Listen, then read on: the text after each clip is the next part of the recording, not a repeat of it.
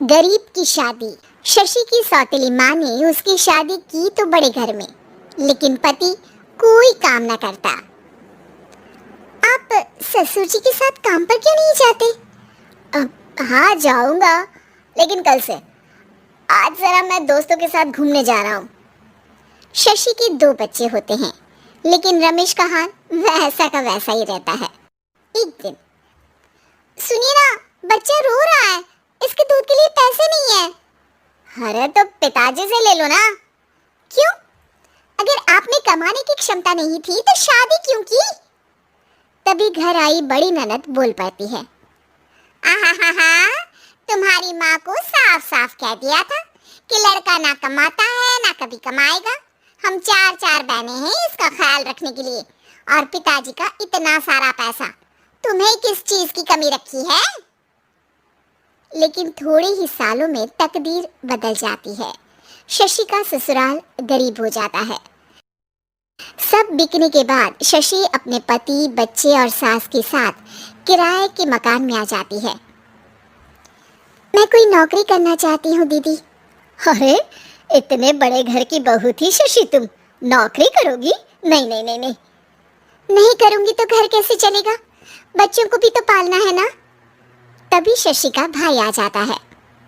शशि, ये ले राशन का सामान, किसी भी तरह की कोई भी जरूरत हो तो बताना।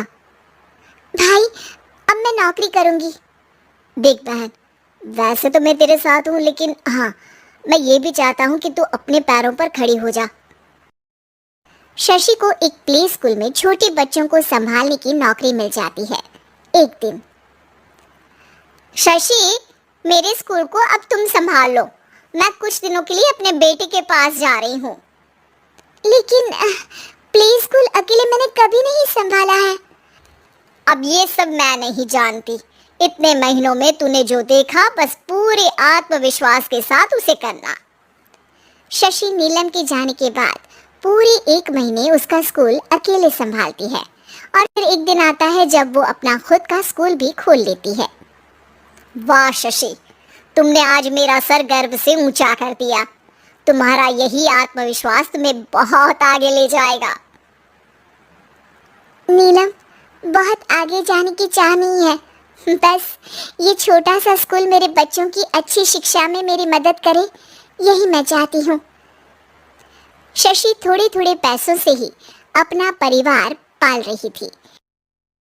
एक दिन उसके घर उसकी बड़ी ननद आती है। अरे भाभी, घर में कूलर तो लगा लेती, मेरी माँ को कैसे पंखे में लिटा रखा है? अरे तो शशि कौन सा एसी लगा कर सो रही है, वो भी तो यहीं रहती है ना मेरे पास। ज्यादा यहाँ आकर मेरी बहू को परेशान न किया करो। हाँ, मुझे भी शौक नहीं है इस छोटे से घर में आने का। मैं तो बस ये बोलने आई थी कि मेरे बेटे की शादी है तो ननिहाल का जो नेग होता है वो ले आना। हाँ, जितना बनेगा कर देंगे, और ना हुआ ना तो वो भी नहीं करेंगे। तभी शशि बोल पड़ती है, अरे नहीं नहीं माँ जी, रीटा घर की बेटी है, उसके ससुराल वाले उससे शादी पर पूछेंगे कि मायके से क्या मिला। रीटा, तुम मुझे सामान की लिस्ट भेज देना, मैं पूरी कोशिश करूंगी कि तुम्हारी हर डिमांड को पूरा करें। अच्छा, मैं खाना लगाती हूँ। शशि ये बोलकर किचन में चली जाती है। धीरे धीरे कर शशि किसी न किसी तरह अपनी सारी ननदों की डिमांड भी पूरी करती, बच्चों की ख्वाहिशें भी, और उनकी पढ़ाई के लिए पैसे जोड़ती। एक दिन जब शशि का बेटा 12वीं पास करके आता है, माँ, अब तुझे काम करने की जरूरत नहीं है, मैं अब कोई ना कोई नौकरी करके पढ़ाई भी साथ कर लिया करूँगा। शशि को लगता है कि बेटा और आगे पढ़ाई करे, लेकिन वक्त की मार के कारण वो बेटे को काम के लिए हाँ कर देती है। अब बेटा एक बैंक में चपरासी बन जाता है। लड़का, देखने में तो बड़ा अच्छा है, अंग्रेजी भी पटर पटर बोलता है, फिर चपरासी क्यों? लड़का सारी बात मैनेजर को बता देता है। अच्छा, तो मैं तुझे एक मौका देता हूँ, तू यहाँ रहकर दूसरे डिपार्टमेंट का भी काम सीख। अगर तू किसी एक का भी काम अच्छे से सीख गया तो मैं तुझे यहाँ टेबल चेयर में बैठने वाली नौकरी दे दूंगा। लेकिन एक दिन शशि की ननद उसे फोन करती है। अरे भाभी, देखो मायका तो मेरा तुम लोगों से ही है। मैंने आपके बेटे और मेरे भतीजे प्रदीप के लिए यहाँ एक नौकरी देखी है, पूरे 5,000 मिलेंगे। वैसे करता ही क्या है, चपरासी ही तो है ना। कोई बात नहीं रीटा, मैं उसे इस शहर के बाहर नहीं भेजना चाहती हूँ। बाकी वो शाम को आएगा तो मैं पूछ लेती हूँ। वहीं प्रदीप मैनेजर की बात से खुश हो जाता है और मैनेजर के काम पर ही नजर रखने लगता है। वो उनकी तरह के पेपर पढ़ता, काम करता और आने वाले लोगों की बातें सुनता। एक दिन बैंक में ऑडिट वाले आते हैं। ये गलत है, पूरी बैलेंस शीट नहीं मिल रही है, कहीं ना कहीं गड़बड़ है। ए मैनेजर, क्या करते हो? बैंक के पैसों का हिसाब सही नहीं है। मैनेजर के पसीने छूट जाते हैं। तभी प्रदीप वहां जाता है। अब क्या मैं ये बैलेंस शीट देख सकता हूँ? अरे बेटा मजाक नहीं, जाओ पानी लेकर आओ एक गिलास। प्रदीप मैनेजर को पानी लाकर देता है और फिर ऑडिटर से कहता है, देखिए सर, मैं आपको बता सकता हूँ कि कैसे बैलेंस शीट को आप लोग गलत तरीके से जोड़ रहे हैं। ऐसा बोलकर प्रदीप एक एक कर सारे डाउट क्लियर कर देता है। अरे हाँ, ये तो पॉइंट हमने देखे ही नहीं थे। गुड, कौन है ये बच्चा?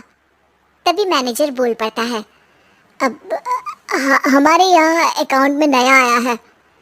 ऑडिटर के जाने के बाद, वाह प्रदीप, आज तो तुमने मेरी नौकरी बचा ली। और आपने भी तो मेरी नई नौकरी लगा दी, अकाउंटेंट की। बस फिर क्या था, प्रदीप ने एक बार जो सफलता की सीढ़ी चढ़ी, बस चढ़ता ही चला जाता है। फिर एक दिन शशि की ननद, अरे भाभी कैसी हो? घर को तो बड़ा ही सुंदर चमका रखा है। अरे बेटी, कैसे आना हुआ?